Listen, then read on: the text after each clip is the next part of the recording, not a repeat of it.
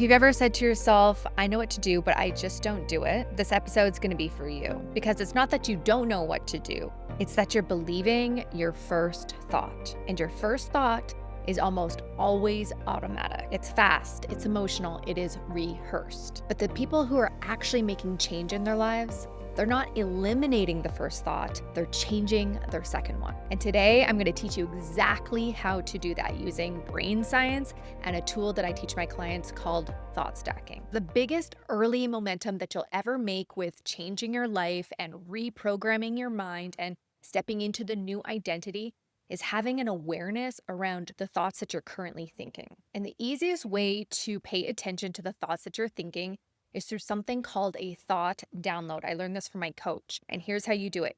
You get a piece of paper, you grab a pen, and you just write down your thoughts. It's messy, it's not organized, it is not a well-polished journal entry. You're not writing Dear Diary.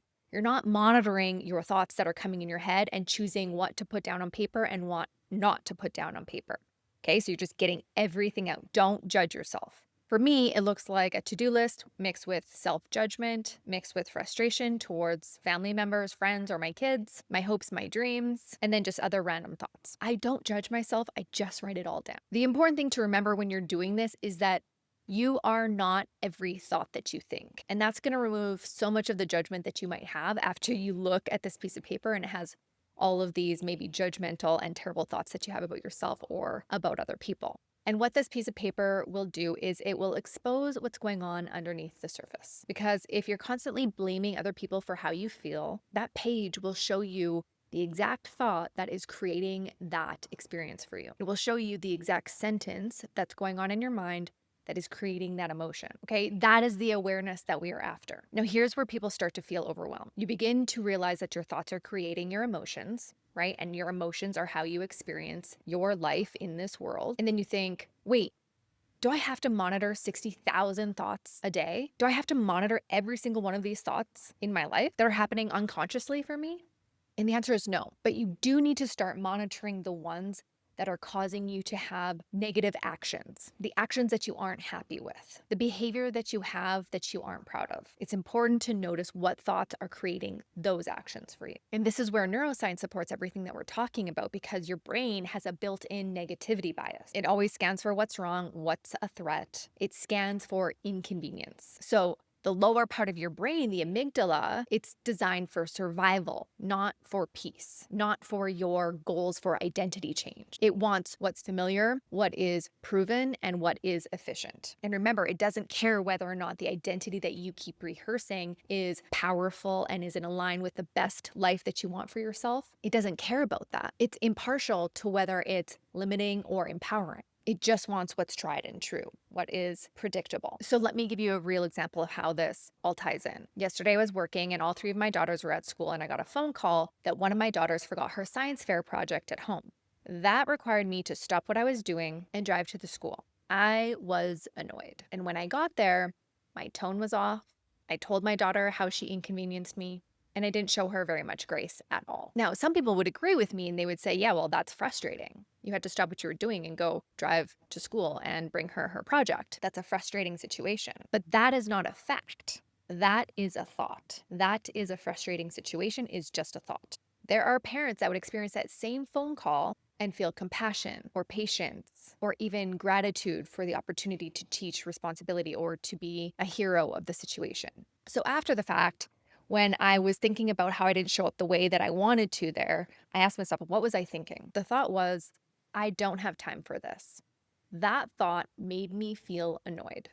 That sentence in my head, which is a thought, created annoyance. I was in that emotion of annoyance for about 10 to 15 minutes until I had the interaction with my daughter. And when I showed up, with that annoyance, that's what created me to speak in the tone that I had. That's what impacted the words that I chose to speak. And those actions created the result that I was living in, which is disappointment with how I showed up, a loss of opportunity to create greater connection between me and my daughter. Now, here's the part that matters. Awareness is still growth. The fact that I was willing to pay attention to why I showed up that way instead of just saying, ugh, I'm the worst parent ever. I always blow it. That thought and that belief is going to throw me into more shame. It's going to further probably disconnect me from showing up as the mom that I want to show up as. So, awareness is growth. And in the beginning, when you're learning thought work, awareness often happens after the actions that you take. You might snap at somebody and then you reflect. You might eat the bag of chips and realize later that you were avoiding restlessness. That's not failure. That is actually stage one of self awareness and self growth. The biggest early momentum is noticing, it's not behaving perfectly. And this is where people get so defeated with thought work because they might skip their workouts for a week after having weeks of progress, or they snap at their spouse or overeat. And suddenly they think, well, I guess I'm just going back to my old self. I guess I haven't actually made any progress. They assume that because their behavior hasn't changed perfectly, nothing is changing at all. But if you're in that first stage, and yes, let's call it stage one, it's being willing to look back and reflect. And a lot of people will stop there because they don't want to look back. Because with a mismanaged mind, there's shame there, there's guilt, there's overwhelm there. And because we have that lower brain that wants to avoid any emotional pain, we would much rather prefer that you don't. This is one of the reasons why having a life coach, and I would say, like, for my clients and my personal experience as a coach, that my clients have such a rapid change in their life is because of the reflections, the questions that I give them to examine their changes and their behaviors, and that willingness and that capacity to know that no matter what, I have my own back. And the worst thing that can happen is experiencing an emotion, which, if you haven't yet listened or watched, you should go back and watch this episode.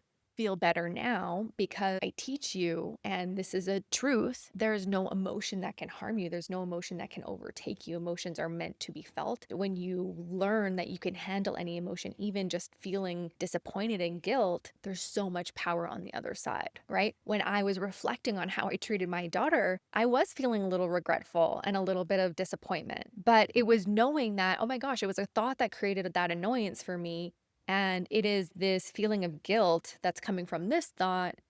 At the end of the day, I'm fine. I can overcome this. And the next time I can prepare myself to get calm, get regulated, get in love, and show up the way that I want to show up for my daughter. But I can't do that if I chose not to become aware, if I chose to not examine, if I chose not to feel my feelings and the natural feelings that you would have after you speak to somebody with tone, right? There's always that internal conflict of, I would rather show up this way, I didn't show up that way. And now this is the thing that I'm left with. It's disappointment. The second part of emotional mastery is noticing when you're in negative emotion. Okay, we're going to call this stage two. So imagine you're in your office and you're feeling irritation towards a coworker. You feel the emotion inside of you. You feel that storm rising, that stirring inside of you.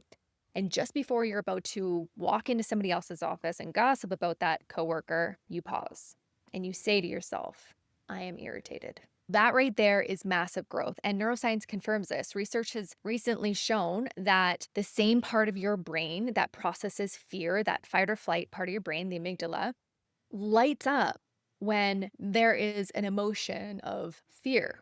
And how they did this is they put participants in the fMRI scans and showed them emotionally triggering images. And when they did this, that area in their brain lit up like a Christmas tree. But when the participants were asked to name the emotion, even just silently in their mind, their thoughts, something changed. The amygdala activity decreased. And the prefrontal cortex, the rational, regulating part of their brain, that part of their brain activated. So what does this tell us? By simply saying, this is fear, this is irritation, this is sadness, this is restlessness, that will shift you from fight or flight into regulation. So if you're in the office and you're tempted to go gossip, why not just instead regulate yourself and tell yourself the emotion that you're feeling? This is irritation. So that's stage two. That is when you know that you're becoming more emotionally mature and you're stepping into new levels of growth and mastery with the new identity that you want to create for yourself. Okay, now let's talk about the mastery level. Stage three, we're calling this. Mastery happens when you catch the thought right after you have it. So back to the example, I get the phone call from the school, and the first thought is, I don't have time for this. That thought is automatic for me. But almost immediately, I could have inserted, it's okay. I can make time for this. I can handle this. This is part of being a mom. Every single one of those sentences is true. And if I would have chosen even one of them, my emotion would have changed significantly right there in that moment. Instead of me showing up as an overreactive parent who made her daughter potentially feel like she's an inconvenience, I could have shown up as her hero. And I missed that opportunity that day, which kind of sucks. But here's what's powerful. Because I reflected afterwards, because I caught the thought, I am going to be more prepared the next time. And that is growth. And every time that you do that, every time that I do that, that is my prefrontal cortex overriding my primitive brain. It's brain science. And that is how we create new connections, new neural pathways, new identity, new you. One of my favorite books in the Bible is Psalms. And it's not because it's so polished or it has so many quotes. It's because it's very raw and honest. King David's life is a roller coaster and he moves through real emotion. And one of my favorite passages is Psalm 42 and 43. He says, "Why so downcast, my soul? Why are you so disturbed within me?" Notice how he names his emotion. He's in despair. And then in the very next breath, he says, "Put your hope in God." He doesn't deny his first thought. He answers it. He inserts a second thought. He doesn't remain in despair. He gets out of it by his second thought. Okay. And this pattern is seen all throughout Psalms. Honesty and awareness first, truth and growth come second. That's the rhythm. So your brain is programmed not to just give you one negative thought. It does something called thought stacking. It doesn't offer one negative thought, it builds a case, especially when you're trying to make change. So for my normal eating clients, when they have to follow their own meal plan for the day, they write out whatever they're going to eat for the day, breakfast, lunch, dinner, snacks. They can put whatever they want on the plan, but they stick only to that. And then the rest is just drama. It's just emotions, it's urges. And what their brain will do, it will come up with a case as to why they should eat not what they put on their plan. So their brain will say something like, "Oh, we'll just have another bite. I hardly ever get this food. So and so gave this food to you. It'd be rude not to eat it. You've been good all day, so you might as well treat yourself." And what that thought stack does is it creates the emotion of permissiveness. And permissiveness leads to eating off plan. So let's say you have a fitness goal, but you do believe that you're just not consistent. Your thought stack might sound like, "I'll start next week. I deserve a break. I'm just tired. I don't feel like it. I'll work out extra hard tomorrow. I never follow through anyway." And what that thought stack does is it reinforces the identity that you aren't consistent, because then you'll start and then you'll stop and you won't ever create this consistent reality for yourself of you always doing the thing that you said that you're going to do. Now, remember, identity is built on repeated thoughts and beliefs and by those repeated actions. And let's just compare that to the disciplined person's thought stack. The disciplined person also feels tired. They also feel dread sometimes thinking about them having to do the workout. The difference is that their automatic thought stack sounds completely different. It sounds like, "I'm getting it done anyways. If I schedule the workout, it's as good as done. I don't want to, but I'm getting my shoes on. I can feel dread and do it anyway. No matter what, I'm getting it done." That stack reinforces the person who has the identity of being disciplined. And remember, here's the key. The disciplined person can still have the thought, "I'm tired, I don't feel like doing a workout," but it is their second thought that counts. They have programmed that second thought to override their first thought. So if your second thought is, "I'm tired, but I always follow through," or "I'm going to follow through," you've just laid one brick on the foundation of that new identity for yourself. Now, you don't need perfection, but you need repetition. You need more reps of the second thought being more powerful than your first thought stack. All it takes is a couple of experiences where you're feeling dread and you go and do the workout anyway, because you've built that new neural network, that new neural pathway of, "I feel dread and I do it anyway." That's how your identity is going to shift. It's not in theory, it's in the beliefs and in the actions. Now let's bring this home. Where is one area of your life that you want to see massive change? Not necessarily something that frustrates you, but it could be something that really matters to you. Is it your relationship with your spouse? Is it how rushed you feel towards your kids? Is it, like me, your relationship with time? Is it your health? Is it your identity as a normal eater? I want you to pick one And I want you to write down the 3 to 5 sentences that you have that are automatic to you when you think about that thing. Those are your automatic thoughts, your automatic stack that is causing a problem for you. And then I want you to ask yourself, what else is true? And I want you to write down 3 to 5 believable thoughts about that area as well. Those are the thoughts that are going to reinforce the identity that you actually want. It's not going to be hype, it's not delusion. It has to be believable truths. The stack that you rehearse is going to be the identity that you reinforce for yourself. So if you want to live the for good life, the life that you want on purpose, your best life that you can create for yourself, you have to pay attention to the thought stacks that are creating you to take the same actions that are preventing you from stepping into change. So remember, it is not your first thought that determines your life. Your brain will offer that automatically. It is the second thought that counts. And that second thought, repeated over time, is how you become who you say that you want to be. I hope that you've enjoyed this teaching as much as I have in delivering it to you. This channel is still relatively new. And so if you've enjoyed this, the best way that you can support me and let me know that you've enjoyed it is by subscribing, liking it, saving it, or even sending it to somebody who you know could benefit from listening to this topic. Thank you so much for being here, and I will see you in the next one. Bye-bye. Hey, it's Jaycee. Super quick. If this episode resonated with you and you want to take this further, I have 2 ways that you can work with me directly. Path number 1 is for the woman or man who wants to become a normal eater.